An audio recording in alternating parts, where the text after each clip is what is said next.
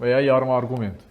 Yəni, biraz əvvəl yazdım sinus kvadratı 22,5. O 22,5-i necə tapırıq? Əslində yazdım orada. Onu kök alsaq 22,5 çıxacaq elə. İndi bunu dərəcəni azaltma düsturunun köməyindən istifadə edirik.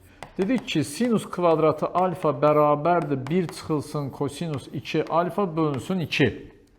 Kök alırıq hər tərəfdən. Və birinci bunun yerinə hətta mən alfadır, indi yarım arqument dediyimizə görə yarım arqument, yarım bucaq götürüm. Sinus kvadratı alfa bölünsün 2 olsa bərabərdir. 1 çıxılsın, görürsünüz burada alfadır, burada bucağın 2 mislidir, 2 alfadır. İndi burada alfa bölünsün 2'dir. Bunun 2 misli olacaq kosinus alfa bölünsün 2.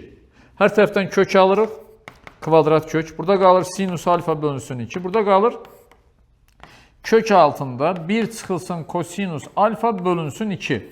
Bunu yazdıqdan sonra uşaqlar belə bir şey deyirik.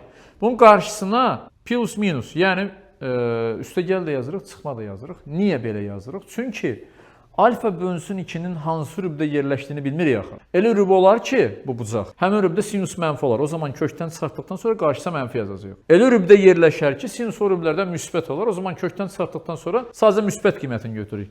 Birinci düstur bu. Kosinusu yazaq. Dedik ki, kosinus kvadratı alfa bərabər idi 1 üstə gəl kosinus 2 alfa bölünsün 2. İndi burada da alfa bölünsün 2 yazsam nə olur? 1 üstə gəl bu səfər kosinus alfa bölünsün 2 olur. Kök alırıq yenə hər tərəfdən. Bu səfər kosinus alfa bölünsün 2 bərabərdir. Kök altında 1 üstə gəl kosinus alfa bölünsün 2. Burada da plus minusunu yazırıq. Yəni topla çıx yazırıq ora ki, burada da mənfi də ola bilər, müsbət də ola bilər. Bucağın yerləşdiyi rübə görə. Bu oldu sinusdan kosinusun yarım arqument və ya yarım bucaq düsturları.